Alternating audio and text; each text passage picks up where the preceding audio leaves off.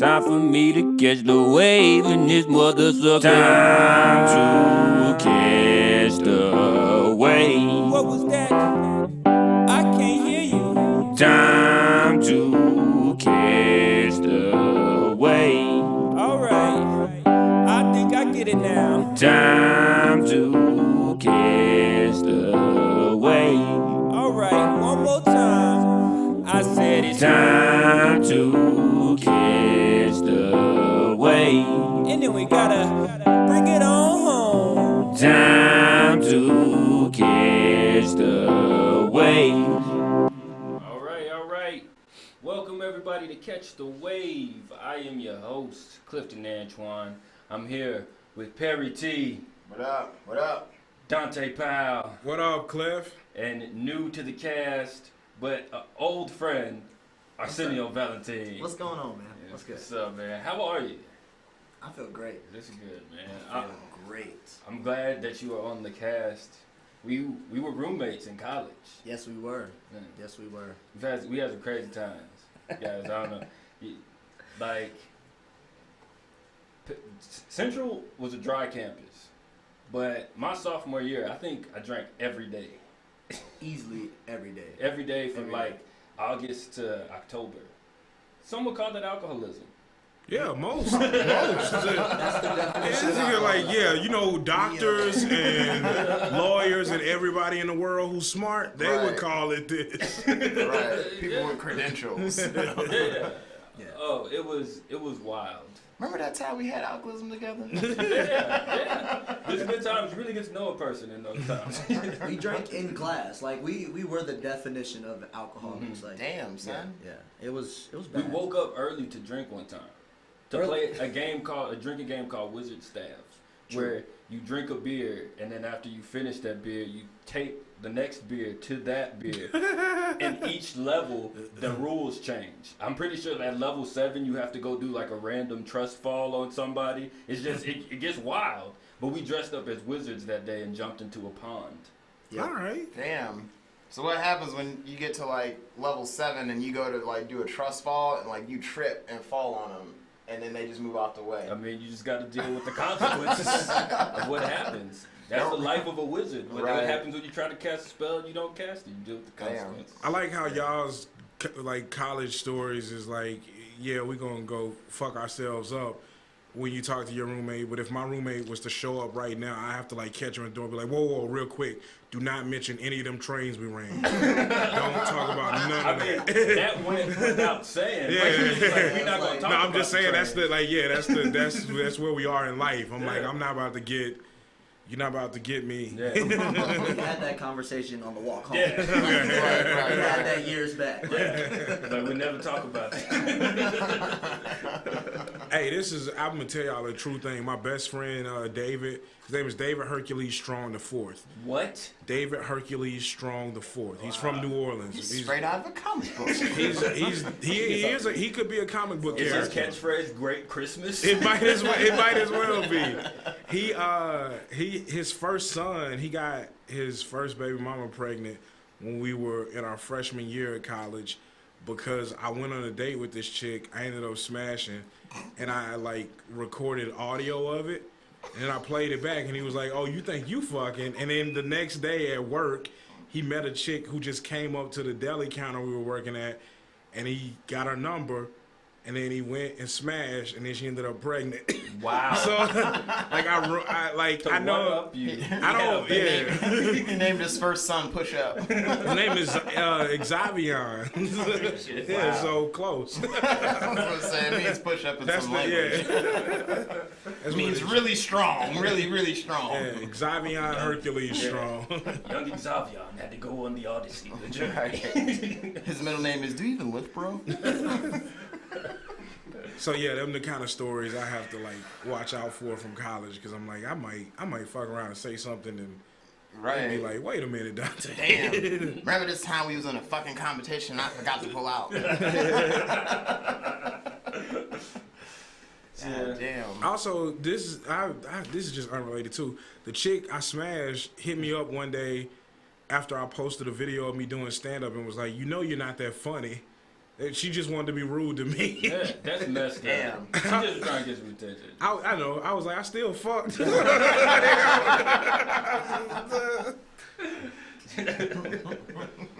Okay, That's fine. my life. I'm sorry. I lived a dumb, different kind of life before I found the Lord. Yeah. And moved to Iowa. This is where Jesus lived. He on Ingersoll right now. Yeah. He is too. Yeah. Yeah. He's homeless. Homeless people can't stand on Yeah, those. he's on Ingersoll next to the Goodwellmans. The good ones. The ones that still have good food. So, we talk about current events and shit. Rockets just lost NBA playoffs. Second round, Rockets just lost to the Warriors. I'm pretty sad about it. Yeah, I was hoping they'd pull it out, man. But it's game one. You know, we could do it. But this is a hot take here just about the NBA in general. I think J.J. Redick would murder in Larry Bird's NBA. J.J. Redick is better than Larry Bird. Okay, more athletic probably, but I think Larry Bird is like underrated in terms of like how good he was. And good at like fighting though. Like he would kick JJ Redick's ass. Like And shoot to three. But Yeah, but JJ exactly. Redick is more skilled. Like he would murder in that NBA. Like he ain't got hands though. Like back then you had to have hands to play. Like we don't know if JJ Redick has hands or not. He's never had to throw them. you know how I know? How? Because he shoots 3-pointers. Like, Yeah, JJ stand for just jumpers. No hands, Redick. He got a sleeve tattoo because he was like, well, maybe they'll pick on Kyle Korver now. Get these niggas the fuck off me. Hey, Larry Bird was I watched his highlights and I'd be like, all right, this is whatever. But like when I used to watch the ESPN classics of like the actual games. Larry Bird was low key a fucking beast. nah, yeah. I don't know, man. Like, you know how disrespectful that shot Dame hit on Paul George was? Mm-hmm. Like, that's just how Larry Bird played. Like, he'll pull up in somebody's face and just be like, hey, you finna just have to deal with this real quick. Here. Yeah. He'll toss like 33 in fucking Michael Jordan's face and be like, all right, I know you younger than me and you can jump high, but I'm 6'8" and the top of my shot is at 7'2", so deal with it. I used to be a trash man, okay? Yeah. Think I worry about basketball? I used to shoot commercials with Magic Johnson in space. Yeah. We played horse in space, niggas. And I think Larry Bird said it too, and it was okay. Everybody was like, "That's fine, Larry. You can say it, you get a pass." Nah, because Larry got them hands. Don't give him like that. I'm telling you. Nah, because Larry was a white guy in Boston. That's why he said the word nigga. Yeah, that's what that is. They have nothing to do with props. He was just like, I'm gonna say nigga because I'm a white guy in Boston in the 80s. Hey, Larry Bird shaped like he delivered refrigerators. He was out there hooping on niggas. He was just... That's why he had back problems. I just moved the refrigerator before this game. Goddamn. He got one of them like, you know them women, them white women who be out wearing the pussy hats marching. He got one of them haircuts. Damn, Larry, put your pussy hat back on, man. He looked like Roseanne or whatever her name was. And he just out there killing niggas. Just, nope, I don't need a crossover. I don't need nothing. I just need you to get the ball in my hands. Y'all know this man won the 3-point contest with his shooting shirt on? He was like, I'm not bullshitting you. They say that he went out and he was like, prepare to get second. He just told whoever it was that went before him, he was like, pick whatever number you want because you're going to lose. He just went out, didn't even take his shooting shirt off, and won a 3-point shootout, man. Okay, I stand corrected. Larry Bird is way better than J.J. Redick. I just thought the level of the NBA has improved. J.J. Redick. No, I think that it was more violent back in that day. I mean, because like you had to like, if you had a long ass career, it was because you were tough back then. True. Like, see, I think the skill set is different in the NBA, in today's NBA. You He know? murdered during like Bill Russell times. Yeah, Go true. back there, he just fucking crushed. I've seen videos of them just jumping off of one leg with one leg back and trying to shoot a 3-pointer. They used to do them underhanded chest passes. If you don't get, oh, shit, I could put up 15 in the NBA then. Like, shit. All of us. We would win a championship. Yeah, we just gonna run 4 today, coach. We got this. I would love to watch, like, just send LeBron, KD, and Steph back to fucking John Havlicek's NBA and just watch white people start melting. They'd be like, this is illegal. It's illegal to dunk a basketball. We're going to send you to jail. Y'all can't dunk anymore. No more dribbling with 2 hands. All of our ankles are broken. You got to go to soccer now. I watched a video today. It was, and I forget who made it, but it was just like all the people who got hurt crossover so bad that they just never played NBA again. That happened this season. Hey, me and my dad and my brothers got a running joke about how crazy it is that Wilt Chamberlain scored 100 points in a game one time. He'll be like, what y'all think the strategy was that night? Pass the ball to Wilt. That's pretty much what it was. Hey, coach, I'm open. Pass the ball to Wilt. Hey, coach, I'm on a fast break by myself. No defense, none of my team. Nope, wait, pass the ball to Wilt. He scored 100 points, and his team scored 118 Yeah. in 4 quarters. That's ridiculous. I still don't know if I believe it. Why is there no video footage of it? Because it happened back in the day before, digital. But there was other on video film. footage. There's video footage of the All-Star game that happened right after that game. Yeah. I don't know, man. It's kind of crazy. They weren't doing video of every game. Yeah. Right. They just missed that one. It's Yeah, crazy. Because they knew Will was going to kill it. They knew Will was going to go out there and kill him, but they was like, all right, but I didn't know it was going to be a 100-point game. That's a conspiracy. That tape is buried somewhere. White people buried it. Right. We'll never show them beating us this bad. It's right under Bin Laden's grave. Take this shit to the ocean. Bury that shit with Killmonger. Bro, you know how, think about how mad you would be if somebody went for 100 on you. And you're a professional on top of that. It's like, I am the best player, arguably. I think when somebody got to 85, we would just hurt them. Bro, fuck you for being a professional. Yeah. Right. That shit happened at Aspen, bro. We fighting in the parking lot. You're not dropping 50 on me, bro. I'm sorry. And then he went out after that and fucked 100 bitches.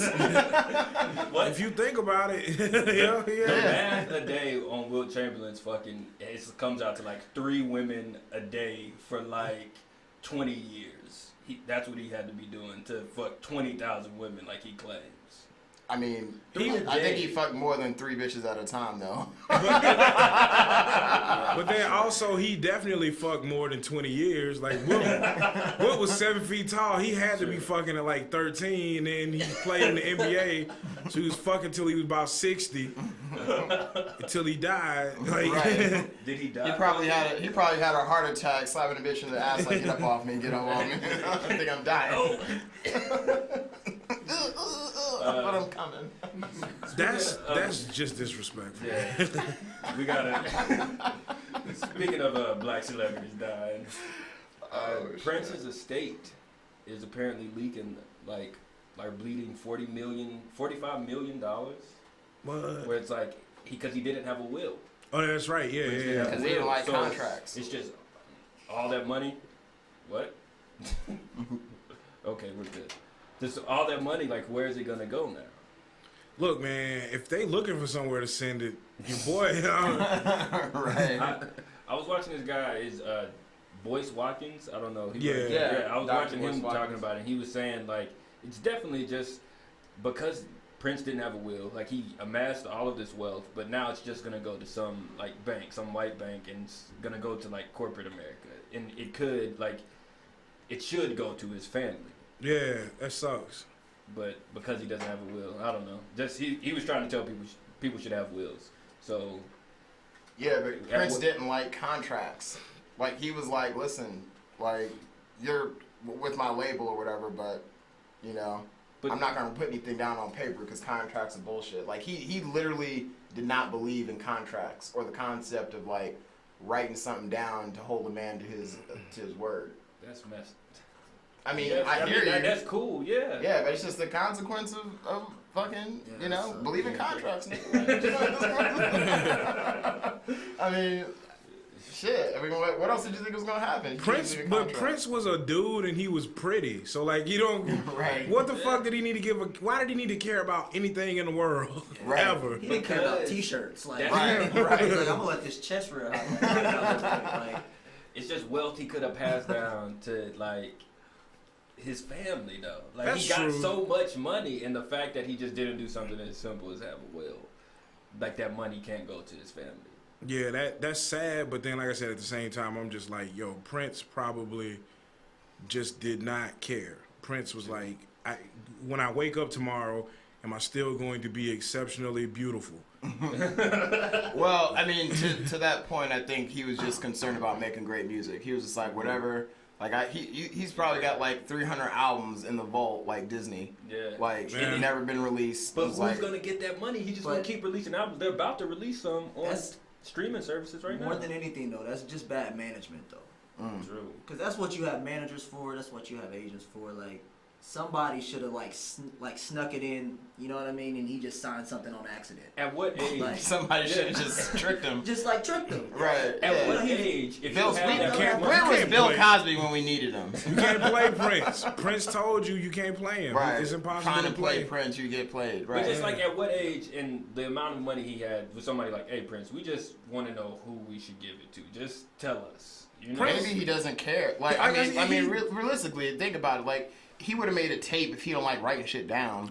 Something. Have y'all ever watched his interviews and stuff? Like he don't even talk regular like us. He like talk like he the most dark skinned, light skinned nigga ever. They be like, hey Prince, who you want your money to go to? He'd be like, well, I want to keep it in my grave, and then if you're sexy enough, the juices you excruciate you shit. What am I trying to say? Whoever's wearing purple, nigga. Yeah, the juices you allow to excrete from your body will seep into the earth and draw the money from it. And the fuck are you talking about, Prince? And they was like, all right, I won't talk to you about it anymore. I won't bring the wheel shit up anymore. It's like, matter of fact, stop saying my name. My name is this symbol that you can't say. He was like, he got some story about Matt Damon where he like went off on him or something. Like, really? Well, he didn't like go off on him and say anything like rude or nothing, but he was just like I don't know. I have to look up the exact like the particulars of the story, but I know like it's this crazy story of like Matt Damon meeting Prince and trying to like make it a big deal, and Prince was like, "Chill out, bro. I'm on some chill shit." It's just like the most perfect. Right. Yeah. I don't know. It's like, yeah, stop being so hype. I don't make my music for you. Yeah. I'm kidding. I don't know. But nah, Prince was a good dude. Like, and I don't know, maybe it's just because like I followed him a little bit, but I don't know. He was just one of those dudes who was like, yo, I don't like writing shit down. So I was just like, all right, well, that's obviously has its own pitfalls. Like, okay, what happens if you die suddenly? You know, he ain't have no succession plan. So I mean, it is what it is. I have a question about Prince though. What's up? Is like I'm the expert. Well, I'm just.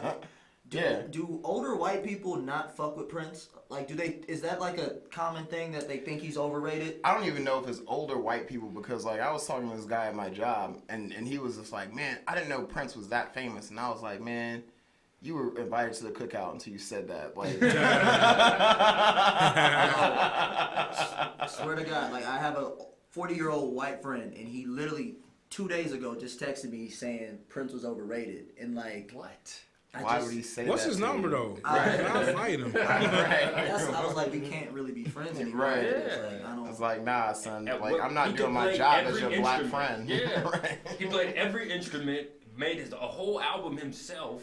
Like, Yeah, with every instrument, he invented like DJ equipment. You know, like the track machine or whatever like that that like saves it, stuff like that. He was making that stuff like a long time ago. Hey, I found a story. This is what happened.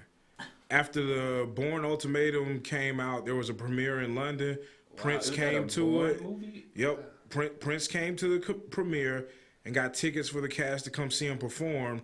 They were summoned into a room to meet Prince after the show. Summoned. And Matt Damon said, "So you live in Minnesota? I hear you live in Minnesota." And then Prince said, "I live inside my own heart, Matt Damon." Nigga, you know the nerve you gotta have?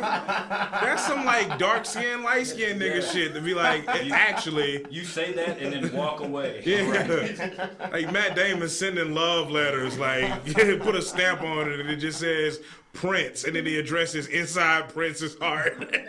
He just dropped that shit in the mailbox. How do you like them apples, Matt Damon? All right. On that note, we're going to take a break, and we'll be right back. We'll be back with more Catch the Wave. But first, check out me and Bro-senio's 2018 48-hour film, Scope. What's Scope? Well, I'll let Bro-senio take it from here.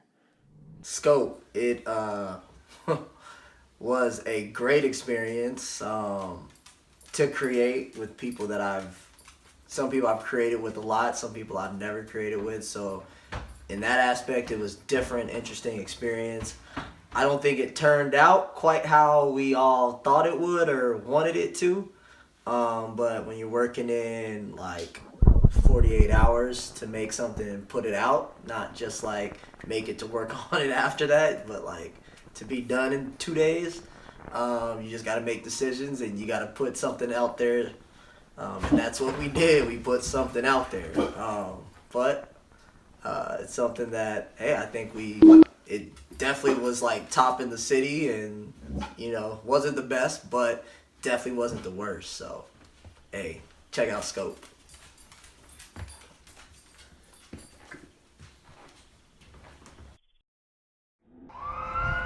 Nowadays, everything moves so fast. Nobody takes the time to stop and appreciate the world around them.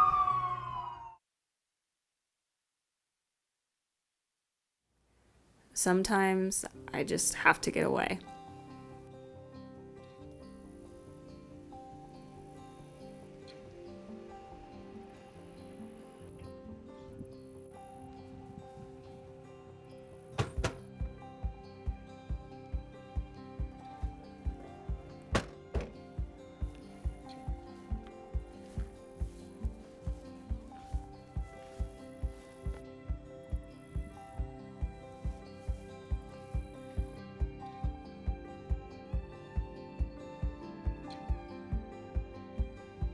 Everything is much more simple out here. Just me and the trees.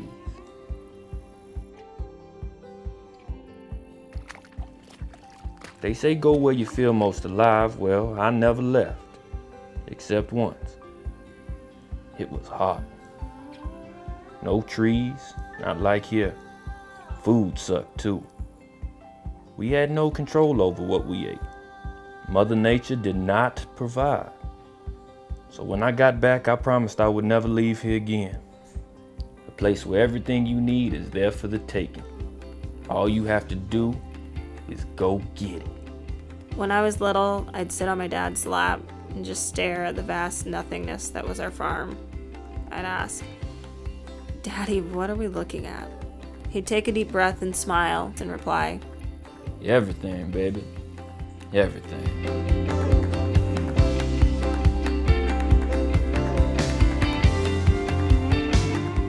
It was Dad who taught me how to hunt. He loved it out there.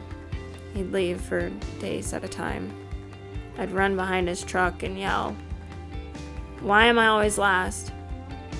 I didn't understand it then, but I do now. Thing about hunting is, you just have to wait.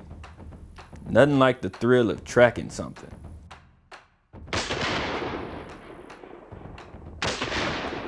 Once we found a wounded animal. Dad told me not to touch it, but I couldn't help it. I guess it's just in my nature.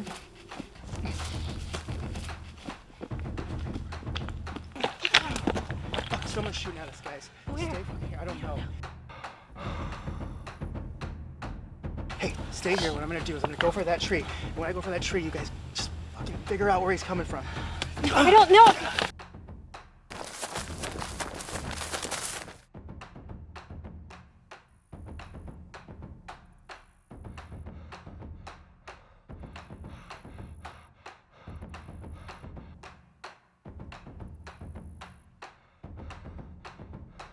sooner or later, they always slip up.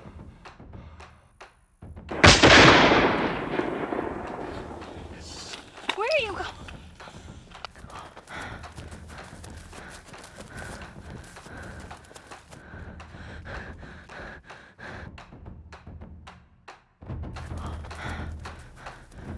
Be patient.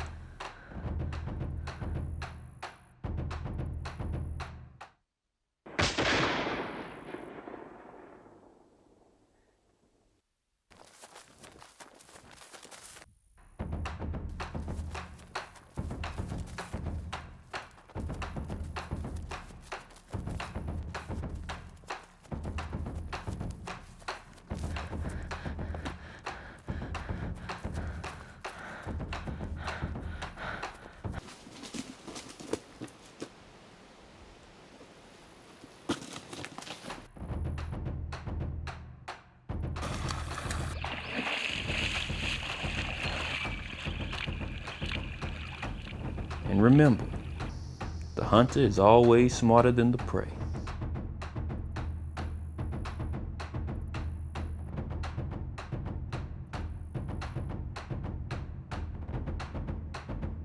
But most importantly, Always know your surroundings.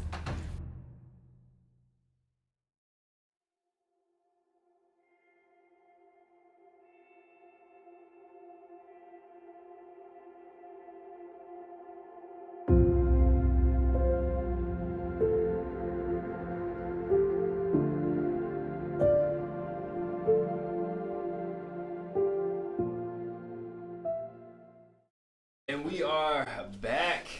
I hope you are catching the wave and feeling the vibes right now. Talking about another book, White Rage, written by Carol Anderson. All right.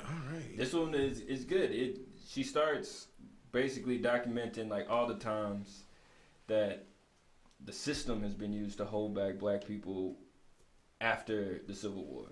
That book real short. Right. It was like, it's only 265 pages. It's definitely brief. This is the Cliff Notes version. Like, man, the But, Bible's long. Shit, What's going on? that was only in Montgomery County. She doesn't go into like a bunch of detail, but she glosses over a lot of it. She breaks it down into like 5 different like periods. It's like the period of like the black codes right after the Civil War into like the Great Migration period when people were trying to move out of the South because the South was still racist because all of the plantation owners, all of the people who wanted slaves, all the people who seceded from the Union were just given power again. They didn't get any punishment. So the South never, I think Mississippi didn't ratify the 13th Amendment until 2013. Yeah. On some bullshit like that. So it's been happening for so long, but she breaks it down after the migration period. It's like just education in general. The longest chapter in this book is where she talks about how long the separate but equal slogan or how that's what it was supposed to be, it never really went through. And like by just large gaps, like white schools were getting $300 per student and the black schools were getting $21 per student. Right. And it makes I think it makes reparations talk make a lot more sense. Like we have receipts now. Like this is when we were held back with money. You know, we deserved that money. Yeah. We were held back. Y'all were passing laws to hold us back. Not even like, oh, it's just everybody has the same opportunity in America. No, black people legit did not have the same opportunity. The system was holding us back. Yeah, from the very beginning. For a long time. When they were like, all right, so like, yo, we're not gonna have slavery no more, right? But like, but they put it in there. It was like, all right, so nobody can own anybody unless it's the government and those people are criminals. And then what they did was they rounded up a whole bunch of niggas on some stupid charges. Yeah, and then they was like, okay, we gonna make y'all work plucking cotton. And if you're a child who's basically too young to have committed a crime or whatever, then they'd be like, all right, so like I made an agreement with his parents to rent him out basically. And it was like, oh, what you mean rent him out? It was like, oh, after he works for like, $10 an hour, or $10 a year or something like that. But like, okay, but he has to pay me back for his living expense. So it was like, all right, that's $9.99 that it costs. So he makes 1 cent. Oh, and I caught him stealing, so he owes me restitution. So he owes me that too. Yeah. So it was like they just made up these like wild, crazy. Yeah, like, the black stupid- codes. It was illegal for black people to hunt and fish. Yeah. After that time, so Right. if they caught you fishing, you're going to jail, and then you could be purchased if you're a criminal. Yeah, that's how sharecropping worked as well. They would just like, okay, I'm gonna rent this land out to you. I'm gonna put a house on it. I'm gonna charge you, I'm gonna charge you what you're growing. I'm gonna give you just enough land to grow a little bit for yourself. But then on top of you having to produce cotton on what's supposedly your land for me, I'm gonna then charge you for the house. I'm gonna that I'm renting out to you, and then they just basically kept you as a slave. It was just like we just readjust the way we're making you think about it and do it. Yeah. It's like that's like my great grandparents were sharecroppers, so it's like not even that far back. Like I can still go to where they worked and where their places were in Georgia, and even my stepdad's family in Louisiana. The plantation home that they worked at is still there. My grandmother still cleans that house sometimes, which is fucking nuts. But, that's how it goes. So, for them, when people talk to me about reparations and they be like, first of all, if they're white, I'm always like, you don't even don't even try. Right. This is a quote from the book from Chief Justice Roger B. Taney in 1856. He said, "We hold this government of white people made and to be perpetuated for the exclusive benefit of the white race." That's a chief justice in the government. And I think that never ended. I don't think it ever ended. They just renamed that idea. Yep. Yeah. It used to be about race, but now it's just about the economy, which is the economy for white people. It's to help Right. white people, put money in white people's pockets. That's why they're so determined to get Brett Kavanaugh through, because they know he'll play their game and give them what they want. I don't know. It's just what you were saying about, I guess, it being about, making it about poor people now. They've deliberately kept black people in the poor spot, and they realize that, the way they make laws now, they can't be like, all right, we got outlaw niggas, and so they don't do that, but they'll make it so hard for poor people to get anything. And yeah, there'll be some white people caught up in that too, but those are just like casualties, basically. It's not, it's they weren't trying to get them. And one thing I hate about the fact is sometimes white people be like, oh man, well, I had to work for everything I had and all this other stuff too. It's look, man, at the end of the day, all you had to do is go put on a suit and go out on Wall Street and act like you know something. If you just play by the rules, you're gonna be all right. Right, exactly. You could pursue the happiness or whatever like that. Even when they talked about it in the movie, all them white people had all those advantages over him. It's like, shit, son. You have to be an amazing black person. You have to be an amazing Negro. My white friends would be like, but I was poor when I was growing up, and I didn't have anything, and it was tough on me. Where's my white privilege? And I'm like, bruh, you literally do the dumbest shit in the world. I got friends back home who will, drive their truck on people's property when it's muddy and go mudding. They'll just trespass on strangers' land. It's okay. And stand your ground states. Meanwhile, black kid with Skittles. Yeah. And then they're my God. when they get the police called on them, they're like, this is fucking bullshit. We weren't even bothering anybody. You drew a figure 8 in his yard. And then they'll be one of my black friends or whatever will get they'll get popped when they go talk to their PO because they failed a drug test for weed or some shit. They're like, these goddamn criminals. I'm like, but not really, because if he lived in Denver, he'd be okay right now. I mean, real racism is Notre Dame fucking burning to the ground, right, on TV. Thank you, Lord. Amen. 3 days before, fuck them. Every day a black church got burned to the ground. Right before that, and the president's just like, oh, let's send them $100 million to help them go. What about, and without even thinking, damn, in the news, just earlier today, another black church burned to the ground in Louisiana. And who was it? It was the sheriff's son. Like, and it was just like, they didn't even think for a second before we write this check to these Frenchies who've got plenty of money. Yeah. Like, the because Catholic Church got a lot of money. Well, not only just that, but before the United States said that they would donate anything, and before even what was the African country? I forget. It was what was it? I don't remember. There was an African country, and I forget. I apologize for forgetting the article, but like I read it, and their president sent some donations up to France too. Wow. Whole country's starving. Let's just help out these fucking white fucking, and they got like the 3 richest families in France that all gave $1 billion all collectively. It was like one gave 300 million, another gave 600 million, like $1 billion, and we still sending them money. Yep. Like, it just goes to show you they got money to give out. Right. There's money there. They just don't want to give it to us. Right. Hey, I'm gonna be honest. I think Donald Trump is kind of racist. What? Like, Take of the year.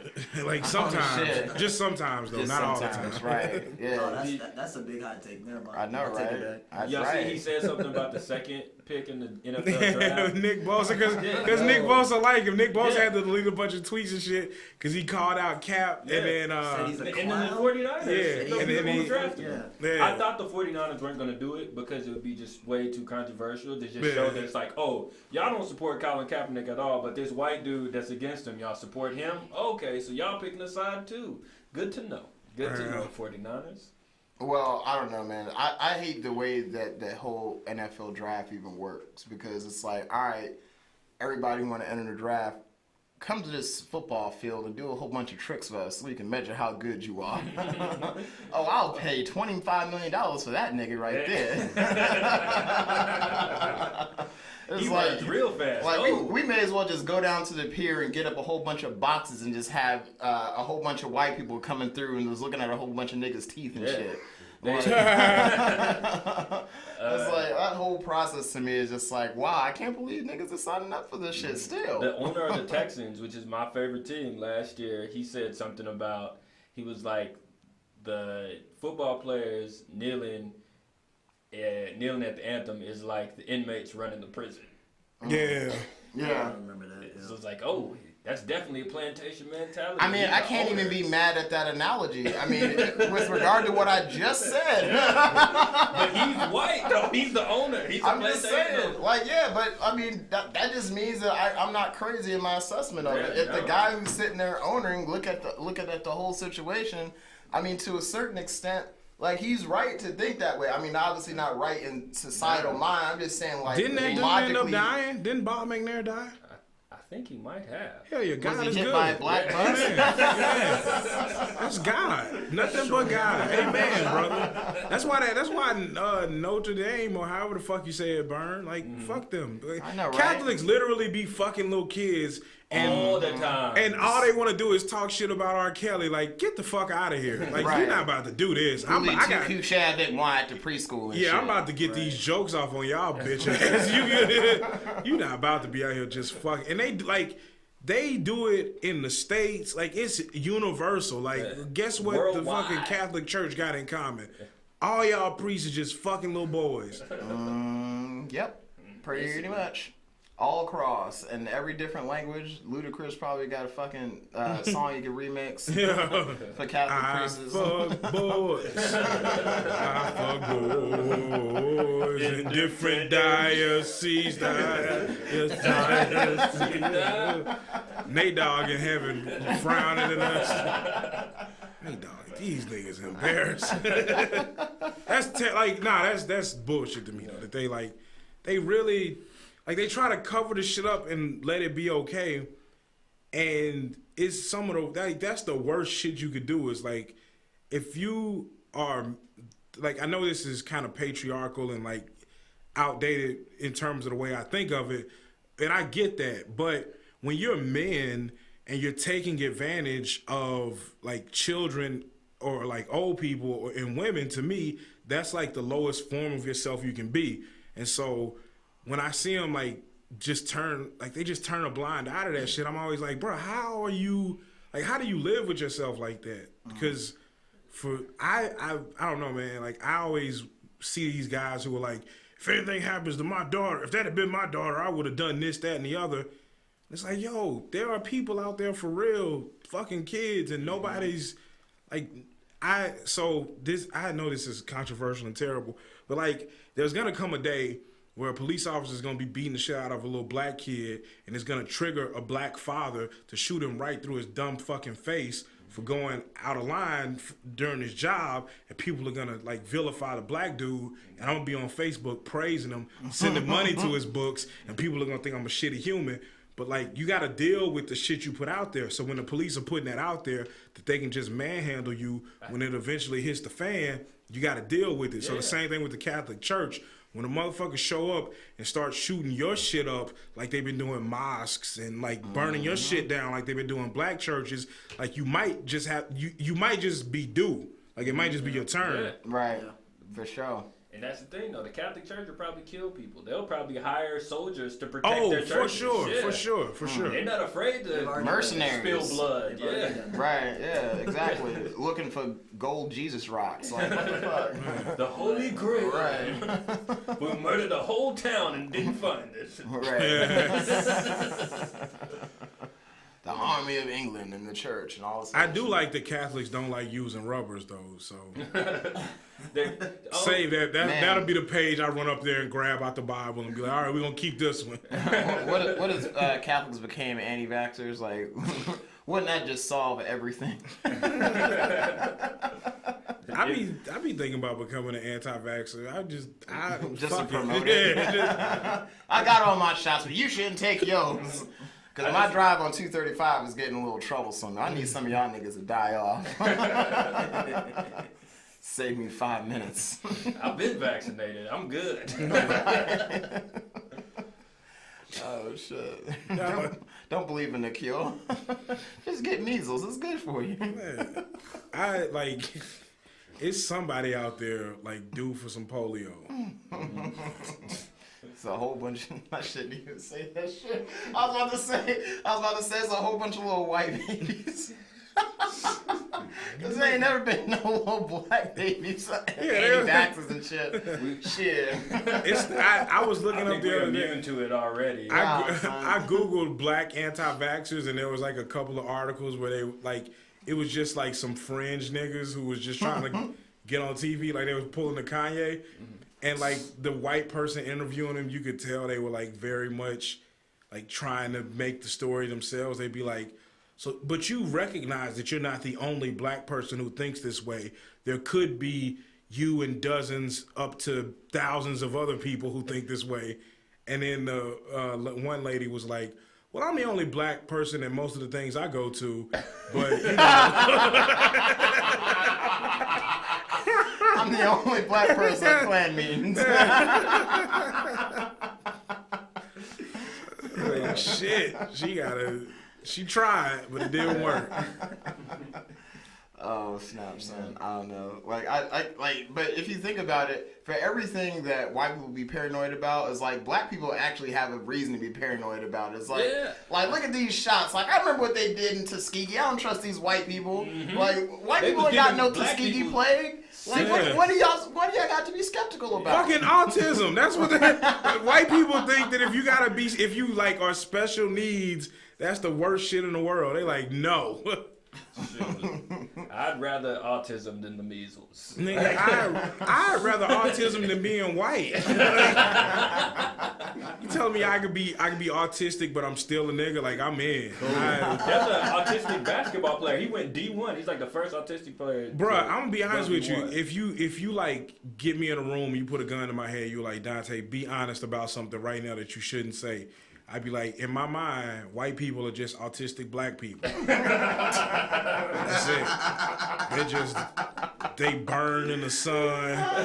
They evil as fuck. They good at math. Like, sucking the blood out of the black community. And like, let me say this. I don't mean to, like, I'm not trying to make fun of my autistic friends who are on the spectrum. I'm trying to make fun of white people. And I don't want autistic people to think they're the butt of that joke. You're not. Unless they're white.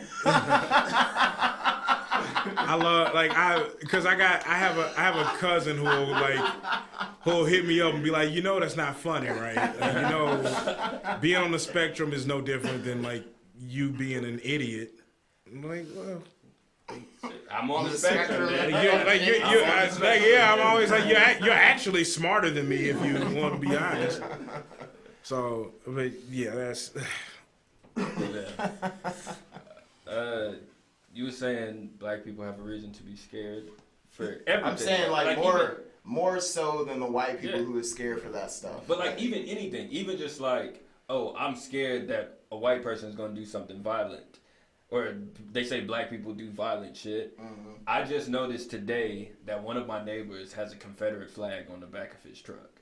And I immediately I'm like, well, I might have to deal with some shit. So at some point, I know I might be walking my dog or something. He might, hey, get out of here! Like I don't know. I don't know what else the Confederate flag could mean in Iowa other than I'm racist. Because you're not from the South. Why you got Southern pride? Right. I had a conversation with some white friends about like about the Civil War and like slavery and stuff like that, and they really in their hearts of hearts believes that the Civil War was about stuff other than slavery. What? I was like, they was like, it's about states' rights. I was like, okay, stop for a second. States' rights is your argument. Are you gonna lock this in? It's like, yes, states' rights. States' rights to do what? It's like states have the right to govern themselves. Okay, but what specifically were these states fighting for the rights that they wouldn't be able to do if they were with the Union? Was it about taxes? No. It was about owning human beings. How about we go and we look at the actual documents? Because back in the day, you had to write a letter. People just didn't assume shit. So like when they seceded from the Union, they sent a letter to Washington with the fucking little fucking stamp on it and shit. With the fucking... The Articles of Succession, like all of them mention slavery. All of them are like, yo, we want to enslave niggas, and y'all won't let us do it, so we gonna make money, okay? All this free labor, making a killing right now. It's like, no, it wasn't about. It was about states' right. It was about a way of life. A way of life to do. Most white people back in the South didn't own slavery, didn't own slaves, and I was like, yeah, but the rich people who did controlled Congress, and it was like, protect my niggas. Like it wasn't. It's not even like what they miss is they'll be like, most of the white people didn't own slaves. Yeah, but they wanted to. That's the thing. They look at it like, oh, one day I'm gonna make it in life. I'm gonna have my house with a white picket fence. Right.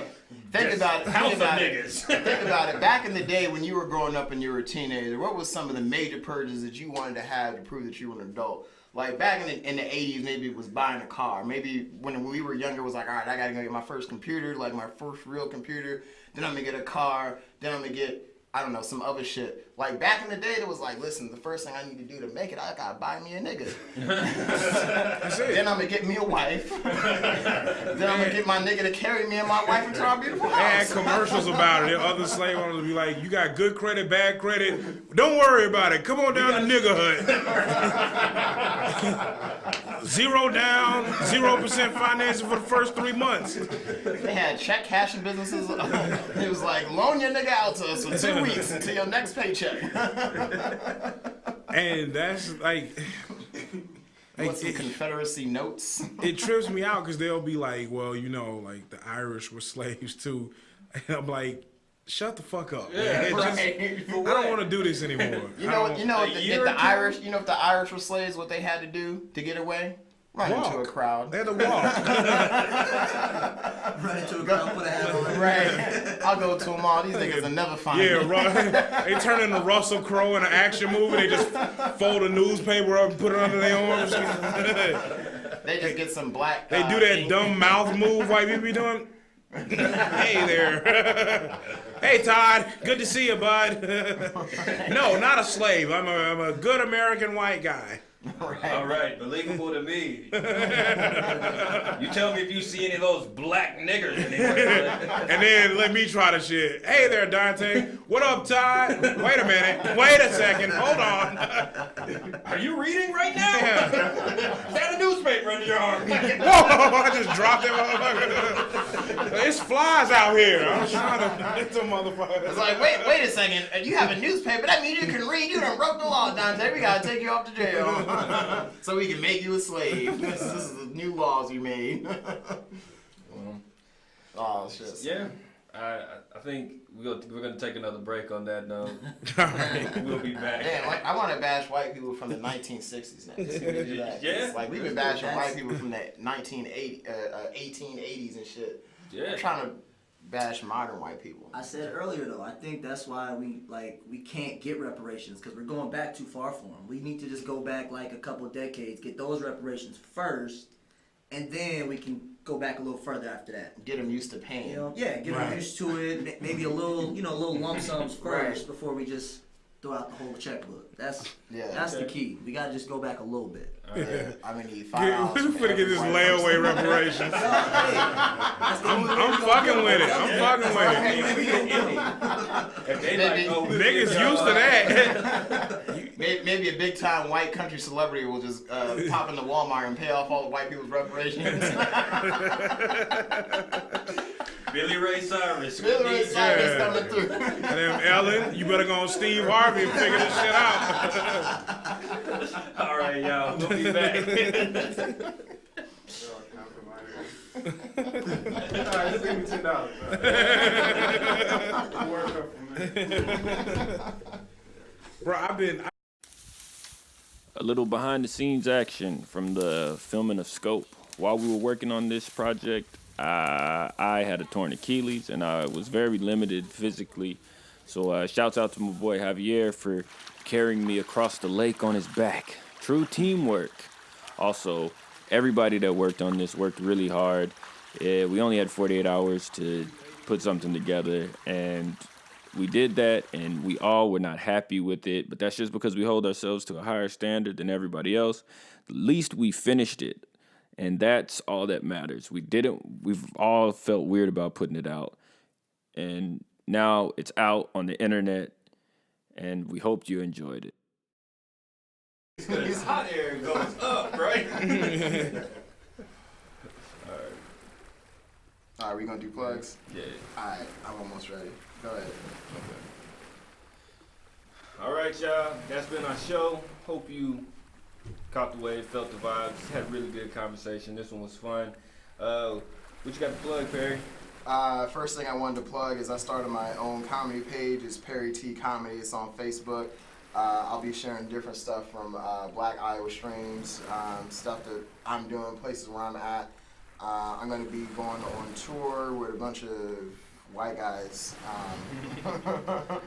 Started May 13th through May 18th. We're going to be hitting up a whole bunch of cities. More on that. I didn't have the time because I don't have my text in front of me. Say where all the cities. We don't go to a whole bunch of places. We're going to start in Madison, Wisconsin, and end up in Pittsburgh. So, yeah, that's what's up. Oh, and then Juneteenth show on June 15th. Saturday, June 15th, Lefty's Live Music in the Drake neighborhood. It's going to be a great show. And then after that, I'm also doing a roast battle on June 22nd with the Beowulf Comedy Group. I don't really got shit to plugs, but I'm gonna say today is a 2-year anniversary of a song that I made. It's called Every Day, and it's on SoundCloud. So, Bro-senio, it's on our Wavy Production SoundCloud. Yeah, 2 years ago today I put that shit out, and yeah. It still rings true. Every day I wake up, I gotta get the paper. Facts. I'm broke as shit. You gotta start somewhere. $10 won't buy you a house, I heard. That's what they say. Dante. I got shows coming up. I'm going back on the road. I got my album finished, so I gotta send it off to the label. They'll be putting that shit out soon. Let me just stop lying. They're gonna put it out when they put it out. I got my part done. I'm going back on the road. I'm being Kansas City Indianapolis this coming week. Kansas City next weekend, Louisiana the weekend after that. I'm going home for my grandmother's 85th birthday. I'm doing a homecoming show. So if anybody's watching this, come fuck with me in Louisiana. Then I'll probably have some Funny Bone dates around here. I'm on the Juneteenth show with these guys. That's on June 15th. Don't forget about that. And then,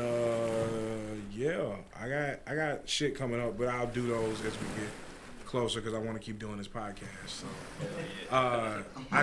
I guess the thing, like, keep following this podcast because it's fun as fuck, and keep supporting black comics. We need it. Oh yeah. Right. All right, y'all. I will put my dates somewhere else. Follow everything. Follow Black Iowa Streams. Follow everybody that you saw here. The beautiful Hope you had a good listeners time. out there. Peace. I hope you've enjoyed our time together. I know I have. And I just want to say one thing. Thank you. Well, maybe two things. I also want to say goodbye. Thank you. Goodbye. Thanks a lot for giving me your time. Thank you. Goodbye. Thanks a lot for giving me your time. Time.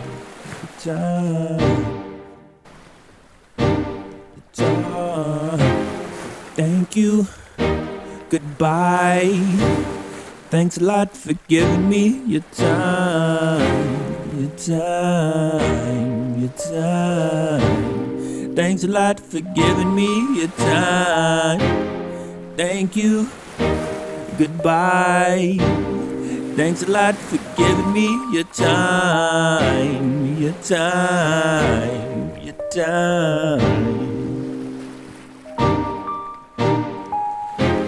You can loved. You are loved because you are love. You can love and you are loved because you are love.